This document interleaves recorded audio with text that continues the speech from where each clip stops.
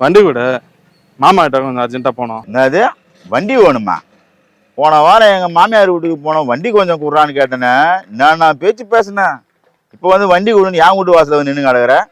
பேங்குக்கு போனடா, எனக்கு வேலை இருக்குது, நந்து போடா, தொப்பையாவது குறையும் உனக்கு. ஏய், எனக்காடா வண்டி தராம போற நீ? நல்லவங்க வயிற்று சாபம் உன்னை சும்மாவே விடாதடா. உன்னை பத்தினி சாபம் கூட உன்னை சும்மா விட்டுறேன்டா. ஆனா என் சாபம் உன்னை ஜென்ம ஜென்மனாலும் உன்னை சும்மா விடாதடா. உன்னை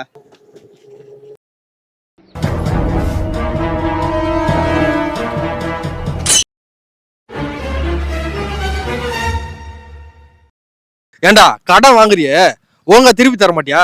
வயிற்றுக்கு சோறு தானே திங்கிற. சார், வண்டிக்கு டியூ கட்டாதனால வண்டியை சீஸ் பண்ணி போறேன். மாசம் மாசம் வட்டி ஒழுங்கா கட்டல வகந்துருவா உன்னை.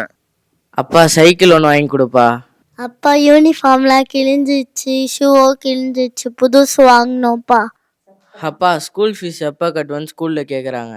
மல்லிகை கடைக்கு பாக்கி தரணுங்க, எப்போ தருவீங்கன்னு கேட்டுட்டே இருக்காங்க. ஏங்க கேஸ் காலி ஆயிடுச்சுங்க, அரிசியும் காலி ஆயிடுச்சு, ரெண்டுமே வாங்கணுங்க. அப்பா டியூஷன் ஃபீஸ் கட்டணும். ஃப்ரிட்ஜு ரிப்பேர் ஆயிடுச்சு, மிக்சி ரிப்பேர் ஆயிடுச்சு, ஏசியும் ரிப்பேர் ஆயிடுச்சுங்க. மெக்கானிக்கை வர சொல்லி கொஞ்சம் சரி பண்ணுங்க. சார், பேங்குக்கு போய் செல்லான்லாம் ஃபில் பண்ணிட்டு பாக்கெட்டில் கையை விட்டேன் சார். காசை காணோம் சார். பத்திரி அச்சுன்னு ஓடி வந்தேன் சார். காசை தொலைச்சவங்க வருவாங்கன்னு காசு கச்சத்திலே நின்றுறீங்களா சார்?